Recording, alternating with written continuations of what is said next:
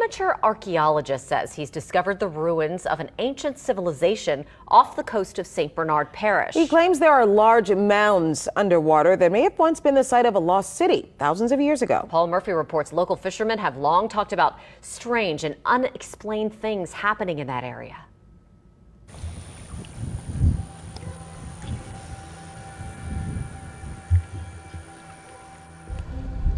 The Chandeleur Islands are a chain of uninhabited barrier islands located in the Gulf of Mexico, 50 miles east of New Orleans. But 12,000 years ago, before a dramatic sea level rise at the end of the last ice age, this area may have been dry land. 3 different search areas.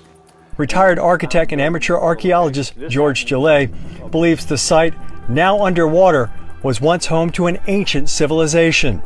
He dubbed the city Crescentis. What's down there is hundreds of buildings that are covered with sand and silt and that are geographically related to the Great Pyramid of Giza. Giza is a city in northern Egypt where ancient pyramids and the Sphinx are located. Gele claims to have found mysterious mounds of granite under Chandeleur Sound. Granite is not native to Louisiana or Mississippi. Somebody floated a billion stones down the Mississippi River and then assembled them outside of what would later become New Orleans. Gele has spent nearly 50 years studying the site. He produced underwater sonar images of what he claims are remnants of major buildings, including a large pyramid, which produces an electromagnetic energy that's incredible. And it is apparently 280 feet tall. St. Bernard Parish shrimper Ricky Robin says he's experienced the energy firsthand. Robin claims the compass on his boat spun completely around near the area where Gele pinpointed the tip of the pyramid.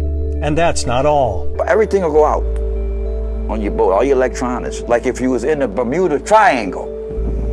See, that's exactly what we got here. It's actually right here. Robin took Gele on 4 excursions to the site. He says for years, local fishermen have talked about catching strange square rocks in their nets near the Chandeleur Islands. I thought it was, I figured right away that's pieces of the pyramid, you know? And because right around where that compass spun. There are other theories about the rocks.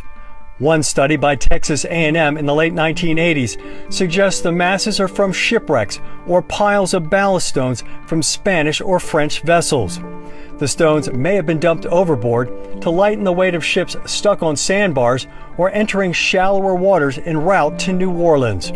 Gele said some of the artifacts collected at the site tell a different story. This is architecture. This is not ballast.